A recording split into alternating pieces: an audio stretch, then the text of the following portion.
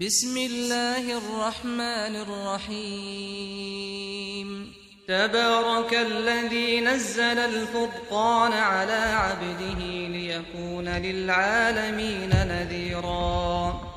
الذي له ملك السماوات والأرض ولم يتخذ ولدا ولم يكن له شريك في الملك وخلق كل شيء فقدره تقديرا واتخذوا من دونه آلهة لا يخلقون شيئا وهم يخلقون ولا يملكون لأنفسهم ضرا ولا نفعا ولا يملكون موتا ولا حياة ولا نشورا وقال الذين كفروا إن هذا إلا إفك افتراه وأعانه عليه قوم آخرون فقد جاءوا ظلما وزورا وقالوا أساطير الأولين اكتتبها فهي تملى عليه بكرة وأصيلا قل أنزله الذي يعلم السر في السماوات والأرض إنه كان غفورا رحيما وقالوا ما لهذا الرسول يأكل الطعام ويمشي في الأسواق لولا أنزل إليه ملك فيكون معه نذيرا أو يلقى إليه كنز أو تكون له جنة يأكل منها وقال الظالمون إن تتبعون إلا رجلا مسحورا انظر كيف ضربوا لك الأمثال فضلوا فلا يستطيعون سبيلا تبارك الذي إن شاء جعل لك خيرا من ذلك جنات تجري من تحتها الأنهار ويجعل لك قصورا بل كذبوا بالساعة وأعتدنا لمن كذب بالساعة سعيرا إذا رأتهم من مكان بعيد سمعوا لها تغيظا وزفيرا وإذا ألقوا منها مكانا ضيقا مقرنين دعوا هنالك ثبورا لا تدعوا اليوم ثبورا واحدا وادعوا ثبورا كثيرا قل أذلك خير أم جنة الخلد التي وعد المتقون كانت لهم جزاء ومصيرا لهم فيها ما يشاءون خالدين كان على ربك وعدا مسئولا ويوم يحشرهم وما يعبدون من دون الله فيقول أأنتم أضللتم عبادي هؤلاء أم هم ضلوا السبيل قالوا سبحانك ما كان ينبغي لنا أن نتخذ من دونك من أولياء ولكن متعتهم وآباءهم حتى نسوا الذكر وكانوا قوما بورا فقد كذبوكم بما تقولون فما تستطيعون صرفا ولا نصرا ومن يظلم منكم نذقه عذابا كبيرا وما أرسلنا قبلك من المرسلين إلا إنهم ليأكلون الطعام ويمشون في الأسواق وجعلنا بعضكم لبعض فتنة أتصبرون وكان ربك بصيرا وقال الذين لا يرجون لقاءنا لولا أنزل علينا الملائكة أو نرى ربنا لقد استكبروا في أنفسهم وعتوا عتوا كبيرا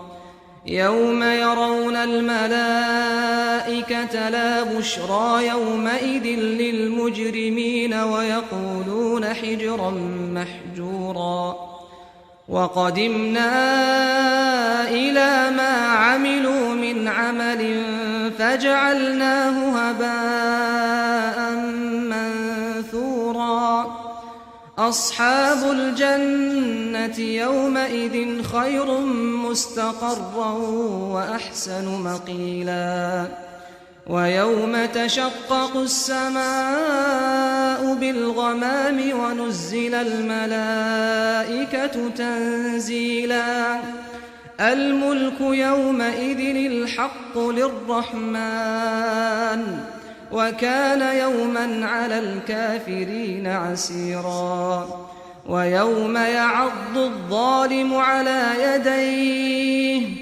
يقول يا ليتني اتخذت مع الرسول سبيلا يا ويلتى ليتني لم أتخذ فلانا خليلا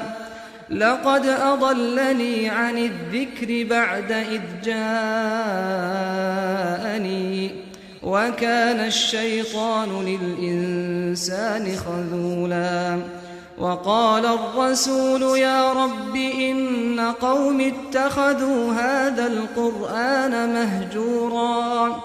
وكذلك جعلنا لكل نبي عدوا من المجرمين وكفى بربك هاديا ونصيرا وقال الذين كفروا لولا نزل عليه القرآن جملة واحدة كذلك لنثبت به فؤادك ورتلناه ترتيلا ولا يأتونك بمثل إلا جئناك بالحق وأحسن تفسيرا الذين يحشرون على وجوههم إلى جهنم أولئك شر مكانا وأضل سبيلا ولقد آتينا موسى الكتاب وجعلنا معه أخاه هارون وزيرا فقلنا اذهبا إلى القوم الذين كذبوا بآياتنا فدمرناهم تدميرا وقوم نوح لما كذبوا الرسل أغرقناهم وجعلناهم للناس آية وأعتدنا للظالمين عذابا أليما وعادا وثمود وأصحاب الرس وقرونا بين ذلك كثيرا وكلا ضربنا له الأمثال وكلا تبرنا تتبيرا ولقد أتوا على القرية التي أمطرت مطر السوء أفلم يكونوا يرونها بل كانوا لا يرجون نشورا وإذا رأوك إن يتخذونك إلا هزوا أهذا الذي بعث الله رسولا إن كاد ليضلنا عن آلهتنا لولا أن صبرنا عليها وسوف يعلمون حين يرون العذاب من أضل سبيلا أرأيت من اتخذ إلهه هواه أفأنت تكون عليه وكيلا أم تحسب أن أكثرهم يسمعون أو يعقلون إن هم إلا كالأنعام بل هم أضل سبيلا ألم تر إلى ربك كيف مد الظل ولو شاء لجعله ساكنا ثم جعلنا الشمس عليه دليلا ثم قبضناه إلينا قبضا يسيرا وهو الذي جعل لكم الليل لباسا والنوم سباتا وجعل النهار نشورا وهو الذي أرسل الرياح بشرا بين يدي رحمته وأنزلنا من السماء ماء طهورا لنحيي به بلدة ميتا ونسقيه مما خلقنا أنعاما وأناسيا كثيرا ولقد صرفناه بينهم ليذكروا فأبى أكثر الناس إلا كفورا ولو شئنا لبعثنا في كل قرية نذيرا فلا تطع الكافرين وجاهدهم به جهادا كبيرا وهو الذي مرج البحرين هذا عذب فرات وهذا ملح أجاج وجعل بينهما برزخا وحجرا محجورا وهو الذي خلق من الماء بشرا فجعله نسبا وصهرا وكان ربك قديرا ويعبدون من دون الله ما لا ينفعهم ولا يضرهم وكان الكافر على ربه ظهيرا وما أرسلناك إلا مبشرا ونذيرا قل ما أسألكم عليه من أجر إلا من شاء أن يتخذ إلى ربه سبيلا وتوكل على الحي الذي لا يموت وسبح بحمده وكفى به بذنوب عباده خبيرا الذي خلق السماوات والأرض وما بينهما في 6 أيام ثم استوى على العرش الرحمن فاسأل به خبيرا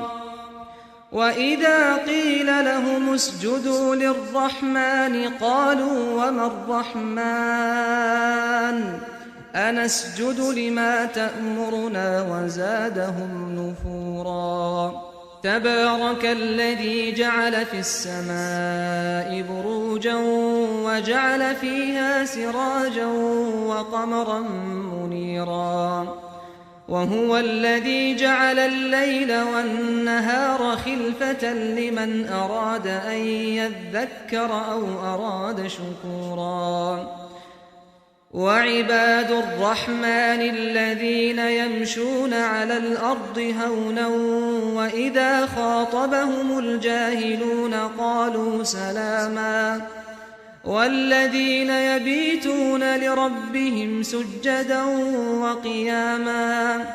والذين يقولون ربنا اصرف عنا عذاب جهنم إن عذابها كان غراما إنها ساءت مستقرا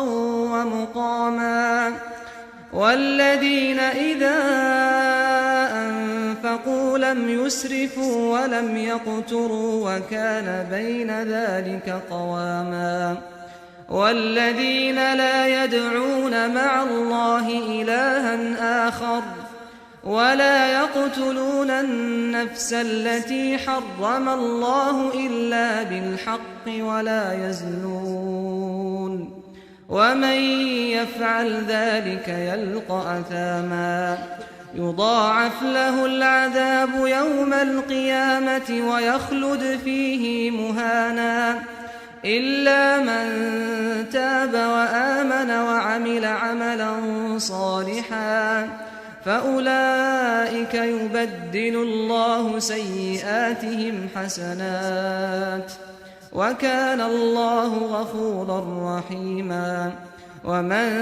تاب وعمل صالحا فإنه يتوب إلى الله متابا والذين لا يشهدون الزور وإذا مروا باللغو مروا كراما والذين إذا ذكروا بآيات ربهم لم يخروا عليها صما وعميانا والذين يقولون ربنا هب لنا من أزواجنا وذرياتنا قرة أعين واجعلنا للمتقين إماما أولئك يجزون الغرفة بما صبروا ويلقون فيها تحية وسلاما خالدين فيها حسنت مستقرا ومقاما قل ما يعبأ بكم ربي لولا دعاؤكم فقد كذبتم فسوف يكون لزاما